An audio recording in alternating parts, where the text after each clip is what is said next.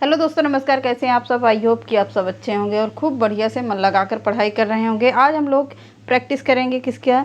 हिंदी का practice set हल करेंगे। बहुत ही इंपॉर्टेंट प्रश्न है ये, प्रीवियस के पेपर हैं जो अभी तक सॉल्व करवा रहे हैं 2011 से लेकर अभी तक मैंने सॉल्व कराया है पेपर। अब चल रहा 2014 का पेपर, तो प्रीवियस हैं, आप लोग इसको प्रैक्टिस करते रहिएगा फटाफट से। तो चलिए आज के सेशन को चालू करते हैं।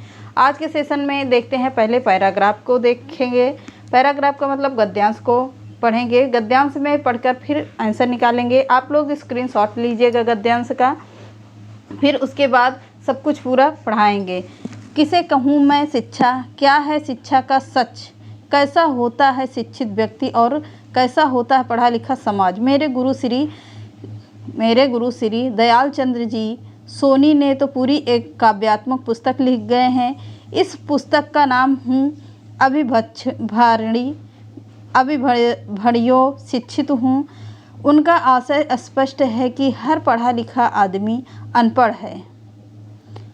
उन्होंने जब यह पुस्तक लिखी तो साफ कहा कि यह किताब पूरे जीवन को शिक्षा का सार है।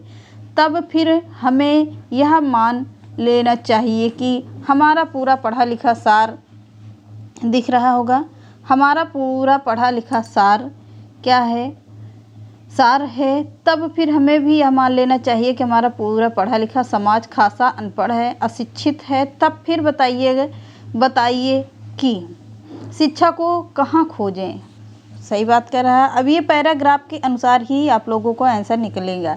कहते हैं कि शिक्षा बालक के जन्म के साथ बालक को मिली प्रतिभा का विकास है। उनकी सोई हुई शक्तियों को जगाने का नाम शिक्षा है। मगर ऐसा तो तब संभव है जब हम जान ले कि वह कौन सा बालक कौन सी प्रतिभा के साथ पैदा हुआ है, उसके शरीर में एवं उनके मन मस्तिष्क में कौन सी शक्तियाँ सोई हुई हैं। इसका अर्थ यह हुआ कि बालक शाला में आया है, उनको हम पहले पढ़ें।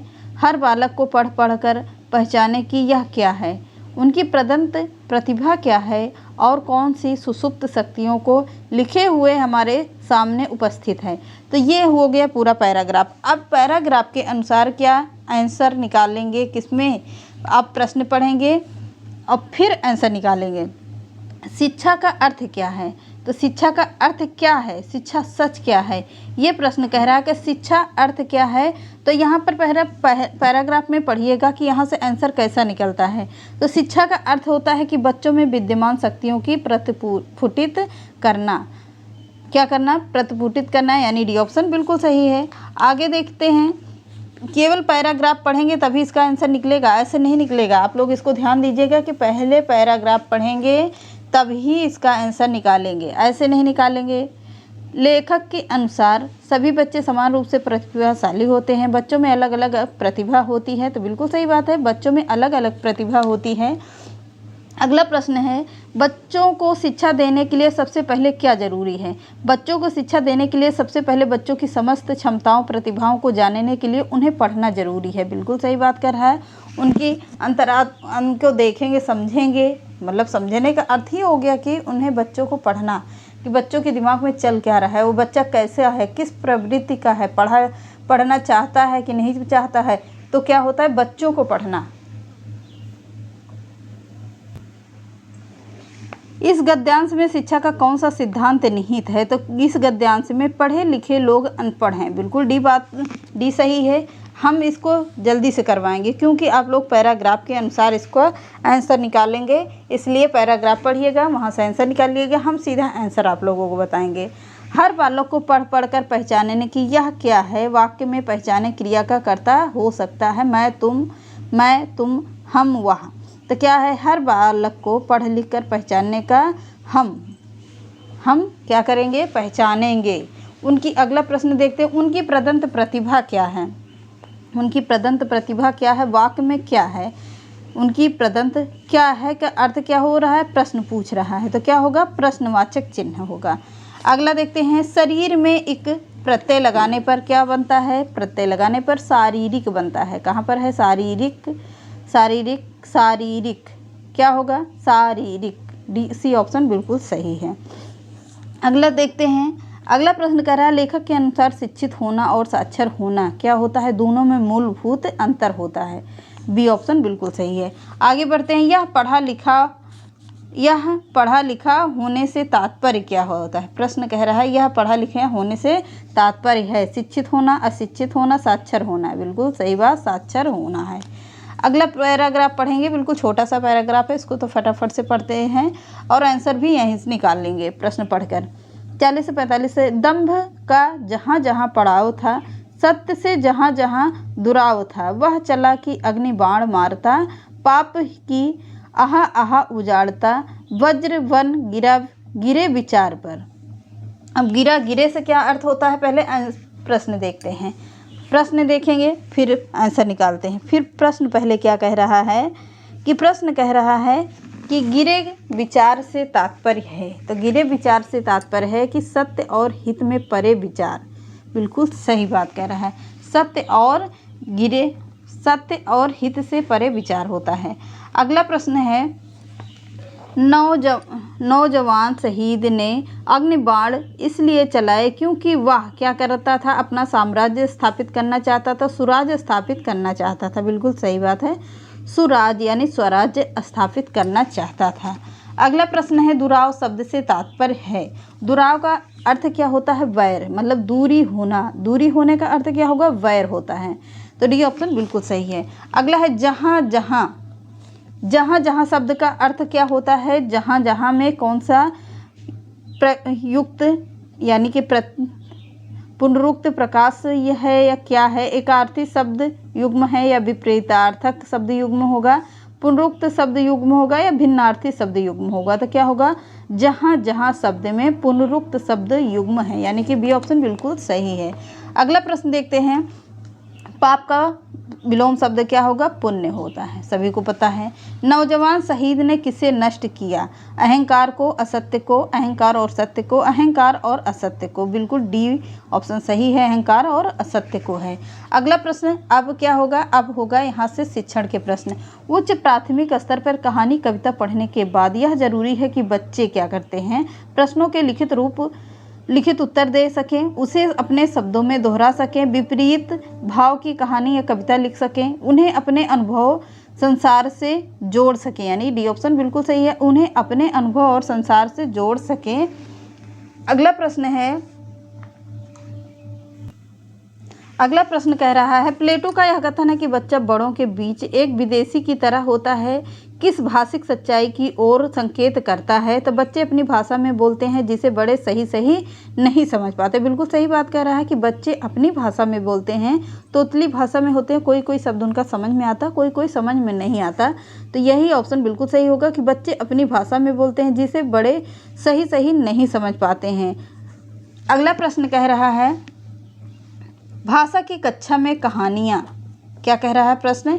भाषा की कक्षा में कहानियाँ क्या हैं? मनोरंजन का साधन है, पाठ्य पुस्तक का एक पाठ है, विभिन्न प्रकार की भाषाई संरचनाएं और चिंतन विकास की संभावनाएं लिए होती हैं। तो बिल्कुल सही बात है, सी ऑप्शन एकदम सही है। अगला प्रश्न देखते हैं। राष्ट्रीय पाठचर्या की रूपरेखा 2005 के अनुसार कौन सा कथन सही है? भाषा केवल भाषा की कक्षा तक सीमित होती है? नहीं होती है। भाषा शिक्षण एक प्रकार से अन्य विषयों की कक्षाओं में भी मौजूद रहता है। सही बात है, बी ऑप्शन बिल्कुल सही है।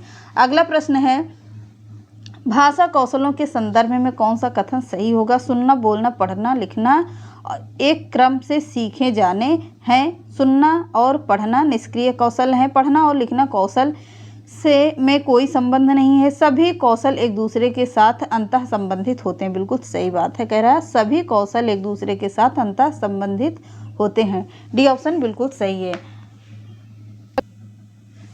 उच्च प्राथमिक स्तर पर भाषा की पाठ्य पुस्तक में विविध प्रकार की साहित्यिक रचनाओं के समावेश का मुख्य उद्देश्य यह है कि बच्चों को सभी प्रकार की साहित्यिक विधाओं में पारंगत करना, विभिन्न प्रकार की साहित्यिक विधाओं की भाषाई संरचनाओं से परिचित होने का अवसर दें। बिल्कुल सही बात कह रहा है। अगला प्रश्न है रश्मि अपनी कक्षा को बाहर मैदान में ले जाती है और पर्यावरण पर आधारित कविता पाठ का कार्य करती है। रश्मि का उद्देश्य क्या है? प्रश्न कह रहा है कि रश्मि का उद्देश्य क्या है? रश्मि मैदान के प्राकृतिक वातावरण के साथ संबंध जोड़ते हुए कविता को समझाने का अवसर देती है। बिल्कुल सही बात कह रहा है, अवसर देना, सी ऑप्शन बिल्कुल सही है। अगला प्रश्न है, भाषा में आकलन करने के बाद महत्वपूर्ण सोपान होना चाहिए। आकलन से प्राप्त आंकड़ों के आधार पर बच्चों के अभिभावकों से विचार विमर्श करना, यही ऑप्शन बिल्कुल सही है, ए ऑप्शन। अगला प्रश्न कह रहा है, विद्यालय में एक से अधिक भाषाओं का शिक्षण होता है। बहुभाषिक और राष्ट्रीय सद्भाव का प्रसार करना, सी ऑप्शन बिल्कुल सही है। सीधा आंसर पर ही चल रहे हैं, टाइम बहुत कम है। अगला प्रश्न कह रहा है, भाषा शिक्षण की प्रत्यक्ष विधि है। भाषा मातृभाषा का निरर्थक हस्तक्षेप होता है। भाषा अर्जन की स्वाभाविक स्थिति पर निर्माण होता है, बिल्कुल सही बात है, बी ऑप्शन एकदम सही है। अगला प्रश्न है, भाषा में रचनात्मक आकलन का सर्वाधिक बेहतर उदाहरण है। क्या बच्चे को अपने खट्टे मीठे अनुभव लिखने के लिए कहना, सही बात है, पहला ही ऑप्शन बिल्कुल सही है। अगला प्रश्न कह रहा है कि हिंदी भाषा के प्रश्न पत्र में आप किस प्रश्न का सर्वाधिक उचित मानते हैं? विशेषणों के कितने और कौन से भेद होते हैं? प्रत्ययों की परिभाषा लिखिए। सर्वनाम के भेदों को उदाहरण सहित स्पष्ट कीजिए। लेखक ने पहाड़ों पर होने वाली बारिश का वर्णन एवं अलग तरीके से किया। आप बारिश से संबंधित अपना अनुभव लिखिए, तो डी ऑप्शन बिल्कुल सही है। अगला है, नॉम चोम्स्की के अनुसार डॉट करके कारण बच्चे की भाषा सीखते हैं कैसे? भाषाई समाज में भाषा अर्जन क्षमता में भाषा अर्जन की क्षमता नॉम चोम्स्की के अनुसार है। भाषा अर्जन की क्षमता, भाषा से संबंधित कोई भी प्रश्न आता है तो नॉम चोम्स्की होंगे। भाषा शिक्षण में अनिवार्य है समग्रतावादी दृष्टिकोण, बी ऑप्शन बिल्कुल सही है। अगला प्रश्न कह रहा है, विशेष आवश्यकता वाले बच्चों की भाषा का आकलन करते समय उनकी क्षमता और सीमाओं का ध्यान रखना चाहिए, सी ऑप्शन बिल्कुल सही है। ये हो गए फटाफट से 60 प्रश्न, आप लोगों के 30 प्रश्न हिंदी के तैयार। तो चलिए मिलते हैं नेक्स्ट क्लास में। चैनल पसंद आता तो लाइक सब्सक्राइब एंड शेयर कर दीजिएगा। नमस्कार।